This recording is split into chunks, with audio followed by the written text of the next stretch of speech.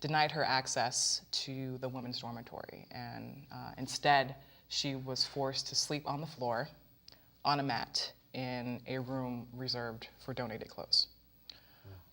So again, this kind of treatment, this denial of providing our client equal treatment in the shelter was again denying our client a critical safety net that she really needed at a very low time in her life. Yeah, so one can only imagine an extremely vulnerable individual, and here are all these resources out there that should help these people, and they're just adding an insult to injury. Absolutely. So this person is 19, I assume, left home because she identifies as a woman? I think it was a variety of issues. And actually, I think Hope might know more of the backstory than I do, so I'm not sure if you want to. Well, so for sake of confidentiality, right? So I have worked with this young person for a very long time, and there has been a lot of kind of in and out of the home, different homes, friends' homes, things like that. So this person has been disproportionately housed in the past. So lots of couch surfing, lots of friends' houses, so not an actual stable unit. So this person goes to a homeless shelter and is put into a used clothes room. Wow. So what's happening with respect to that? So we ended up filing a complaint of discrimination at the Massachusetts Commission Against Discrimination in March of this year. So we are currently awaiting a probable cause determination from MCAD, which frankly may take quite a while. So. Wow. So, and what kind of a result are you looking for, at least as far as policy changes? Oh, absolutely. So we have already developed a model policy that we would like the shelter to adopt, which, in a nutshell, states that transgender people who access homeless shelters should be housed according to their gender identity. And that's one of the provisions within the policy. And so ideally, we would like the specific shelter to adopt this model policy and incorporate them into other policies that currently exist there. And thinking on the broader spectrum, we're hoping that this specific policy will serve as a model policy for the rest of the shelters in Massachusetts. And one would hope throughout the country. And throughout the country. Yes. Dream big, love it. So have you had any outreach to other homeless shelters with respect to these types of policies? If so, not yet. I think we are trying to wait for some sort of disposition with this case before we move forward with the education piece. So I think our plan is to get the probable cause determination. If a settlement thereafter occurs, then we would take this policy and use it like, hey, this is part of our settlement agreement we have with the shelter because we felt they were violating Massachusetts housing discrimination laws and Massachusetts public accommodation laws. And in order to comply with those laws, these are the policies we think will help you abide by those laws. How to avoid getting in trouble. Yeah. So, wow. So, well, that's a very disturbing case. I wish you the best of luck with that. Thank you. God help her. So, what other kinds of things can people do to help these kids? So there are a lot of things. Usually you can go to the State House. There's a lot of bills and like House bills and Senate bills that support a lot of the young people. The unaccompanied minor or unaccompanied youth bill, House Bill 135, needs a lot of support. Also, I'm sorry, go ahead. Let me stop you there. What, Sure. what would that bill accomplish? So you'd have to help me out a little bit. Yeah, so what the House bill would accomplish is that any unaccompanied minor, so any young person who is like under 18 would be able to get access to resources. So housing, homeless shelters, SNAP benefits, things like that would just make it a little bit easier for them to navigate that as younger people.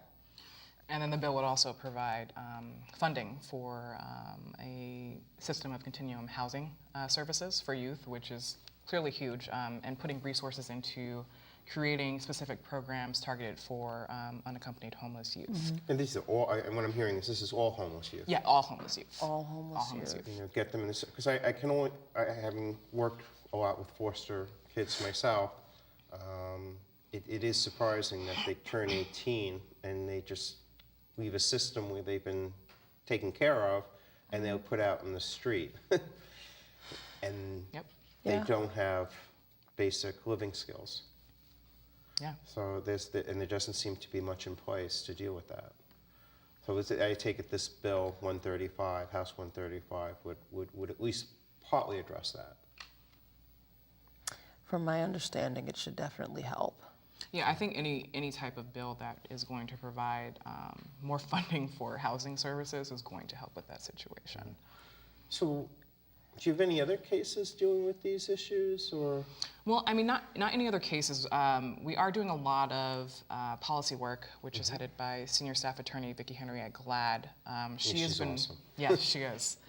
She's been working directly with governmental agencies on developing LGBTQI inclusive policies in the foster care system. So pretty much that means that she's ensuring that LGBTQ and HIV positive youth who wind up in the foster care system are guaranteed safe placements in group homes and with foster parents. Yeah, one can only imagine it'd be horrific to go into this system where you're told you're going to be safe, having just gone through a traumatic event, being kicked out of your home, and going into a foster home where you are equally unwelcome. Yeah, Yeah. yeah, I mean, and we're talking about children. yeah. It's repetitive trauma, really. Yeah, repetitive trauma, vulnerable people. Yeah. This is not good, and it's going to lead to tragic results. Yeah, absolutely, absolutely. Wow. So back to you, Hope. What kind of things is GLAS doing as far as future progress with these children? So we're keeping our doors open and knowing that we are available for them. So we're open from 11:30 a.m. to 7 p.m. every day except for Saturdays and Sundays. So we act as that shelter or like a safe space for a young person to go to, so that they're not out on the Boston Common or they're not out in the alleyway. They can come upstairs, say hi to a staff person, hang out in the space, watch a movie in the space. So by being a source where they know that we're available and we're there and we're not going anywhere, acts as its own resource. So that's how we continue to support them. So checking in with the young person, finding out, like, how are you? How's your day? So not just are you housed, how are you as an individual, because we do care. And you provide guidance on where they can go. Yep, absolutely.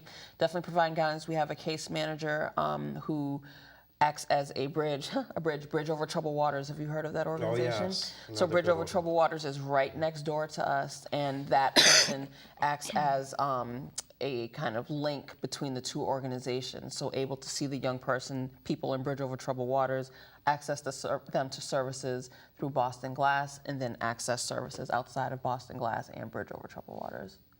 Awesome. Well, you guys are doing God's work. It's terrific. I'm so happy we have people like you. Thank you. Doing this work. Thanks, Tom. You've been watching Legal Lines. Legal Lines is brought to you live the third Wednesday of every month. The next show will be Wednesday, November 20th, where I will have Erica Richards, who is the chairperson of the Joint Task Force on LGBT youth in the court system. As you heard here today, there is an alarming increase of LGBT youth homeless, and unfortunately they are hitting the court system, the foster care system, and they are not prepared for the special needs of these children.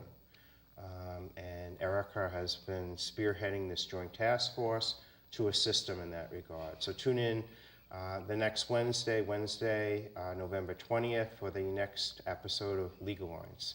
Thank you very much. Thank you, guys. Really Yeah, you. thank you, appreciate it. Tim. Appreciate it. Yeah, we just It goes fast.